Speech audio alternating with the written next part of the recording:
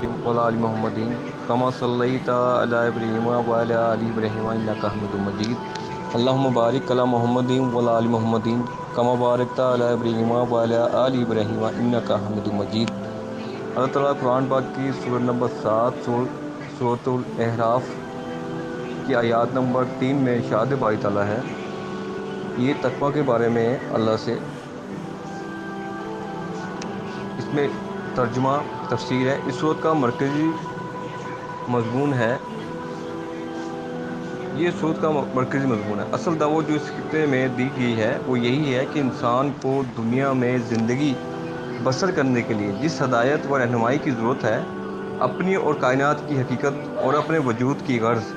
و غایت سمجھنے کے لیے جو علم اسے درکار ہے، اور اپنے اخلاق، تہذیب اور معاشرت اور تمدن کو صحیح بنیادوں پر قائم کرنے کے لیے جن اصولوں کا وہ محتاج ہے، ان سب کے لیے اسے صرف اللہ رب العالمین کو اپنا رہنما تسلیم کرنا چاہیے، اور صرف اسی ہدایت کی پیروی اختیار کرنی چاہیے جو اللہ نے اپنے رسولوں کے ذریعے سے بھیجی ہے۔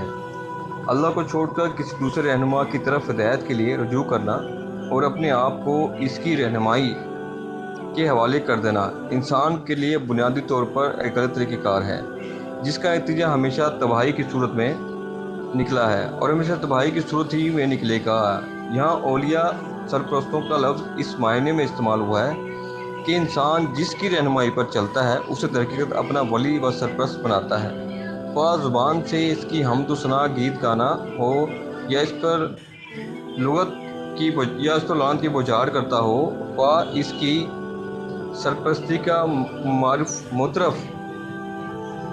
ہو یا شدت سے اس کو انکار کرے۔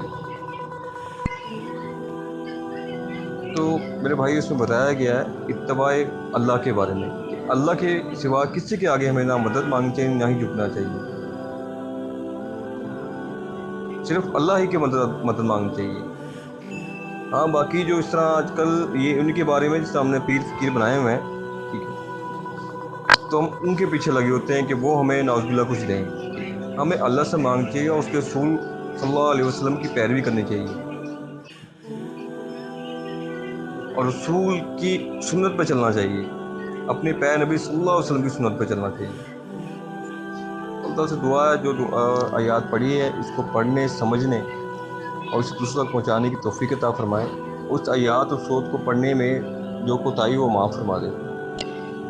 اللہ سے دعا اللہ تعالیٰ قرآن شریف پاک کو ترجمے کے ساتھ پڑھنے، سمجھنے اور دوسروں تک پہنچانے کی توفیق عطا کرے۔ Please subscribe. جزاک اللہ۔